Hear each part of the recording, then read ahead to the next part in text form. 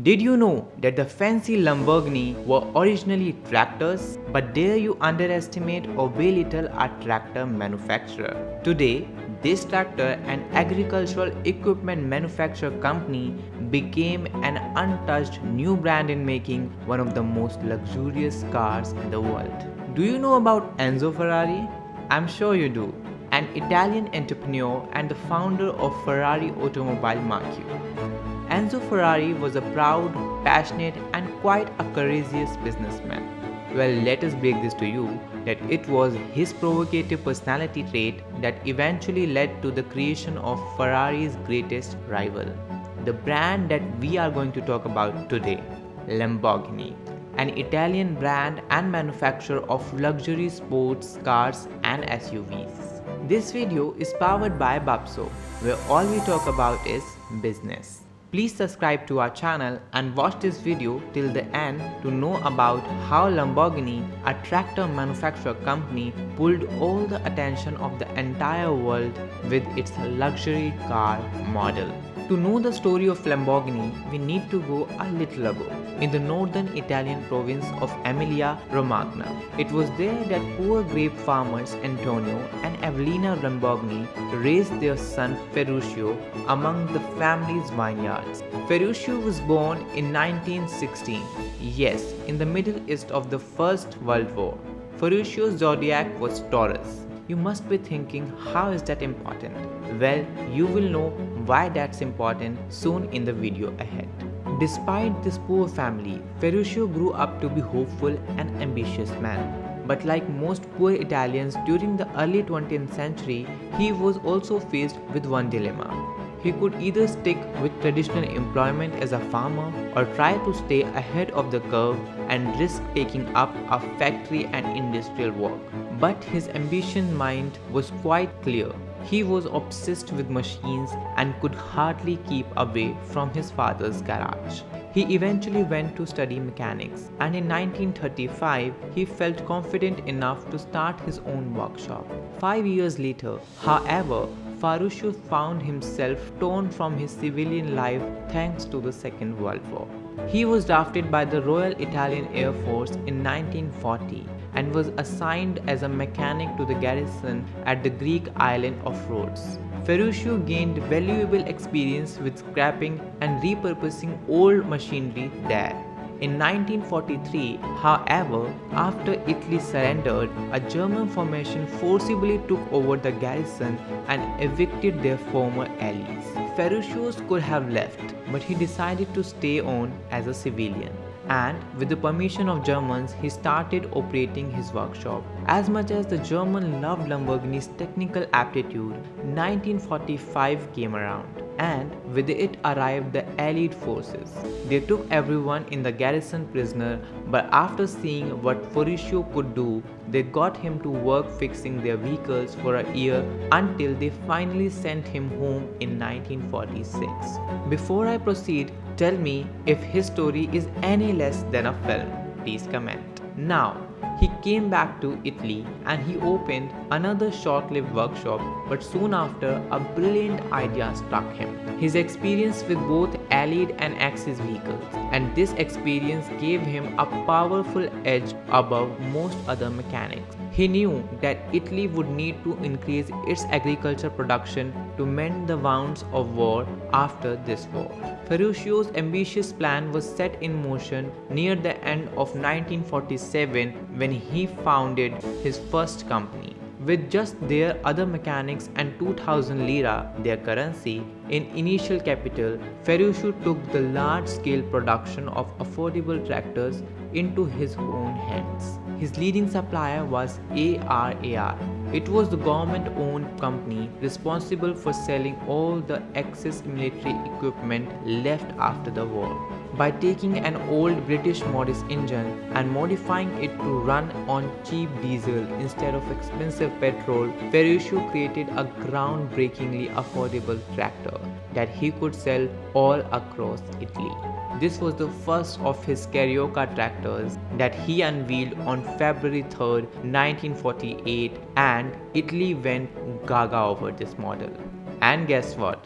The design was so successful that Ferruccio started a second company, Lamborghini Trattori. He hired 4 new workers, bought a factory in Cento, and borrowed 10 million liras, keeping his family grape farm on stake. With this money, he bought hundreds of Morris, Perkins, and Dodge engines from ARAR.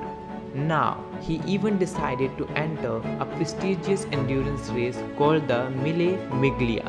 But it was not a pleasant experience for him. He drove his overhauled Fiat Topolino, which crashed into the side of a restaurant. After this experience, he gave up racing for the rest of his life. But here on the other side, we know his company was doing great, and by 1950, Trattori had a workforce of 30 people and could have produced upwards of 200 tractors per year. The demand was booming.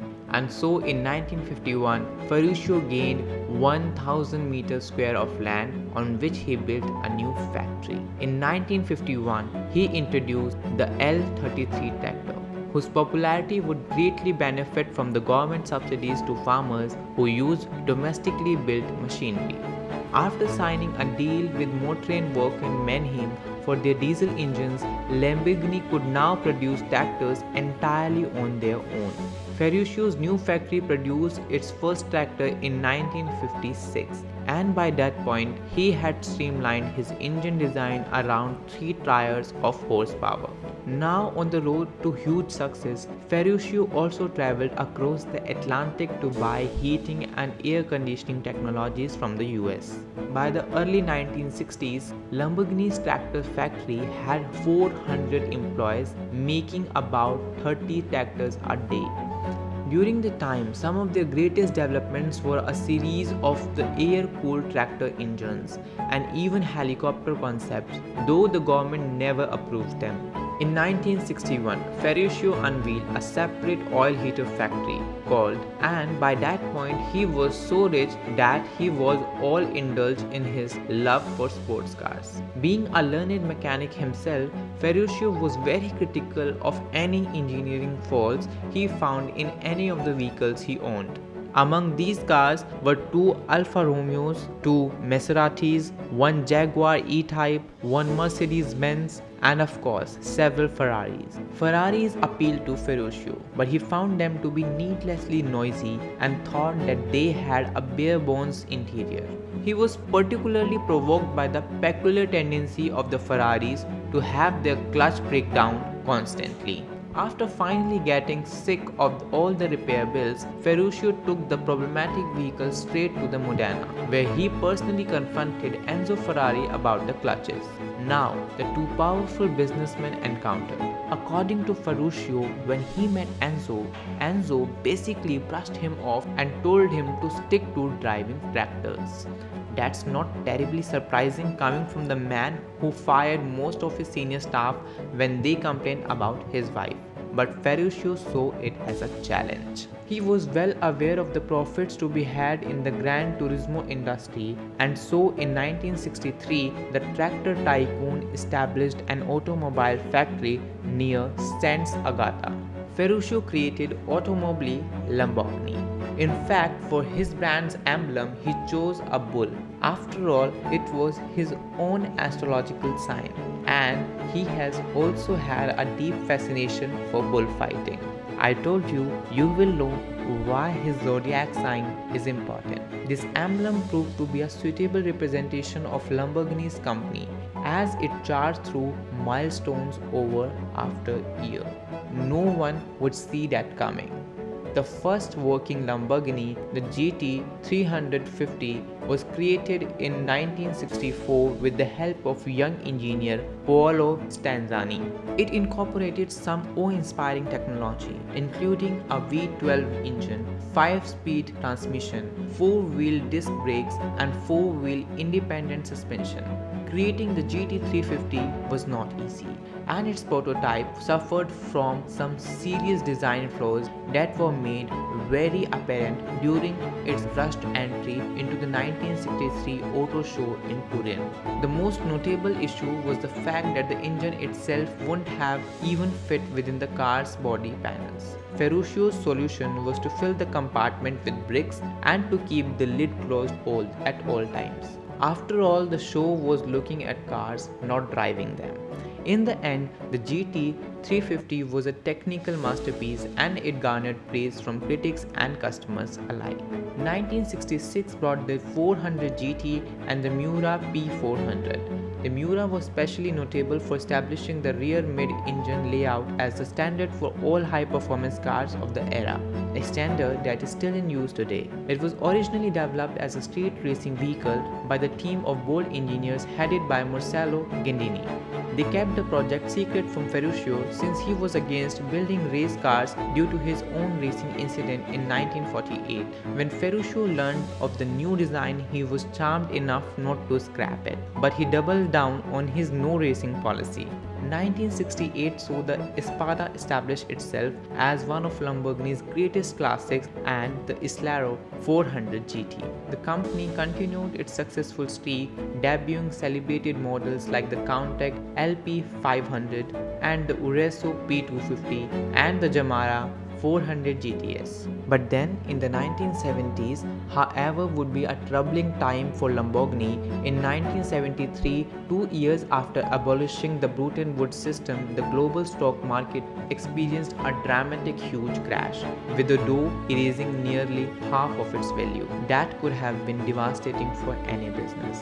On the other hand, OAPEC started an oil embargo which greatly raised the fuel price and plunged the automotive world on its own crisis. As if all of this was not enough, Lamborghini territory was also hurt when a deal to supply Bolivia with 5,000 tractors was cancelled after the 1971 overthrow by Hugo Benzer. Ferruccio did his best to keep his various enterprises alive. He eventually found buyers for the unsold tractors and he also relocated his oil heater factory to Dosa in Nigeria.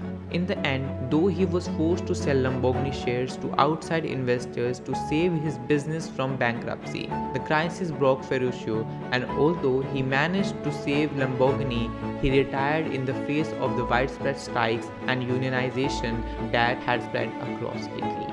In 1973, he sold the tractory business to another Italian tractor manufacturer. A year later, he sold his remaining 49% stake in Automobili Lamborghini to a Swiss businessman, René Leimer. Interestingly, a friend of René had previously bought the remaining 51% and together they hoped to revive the brand.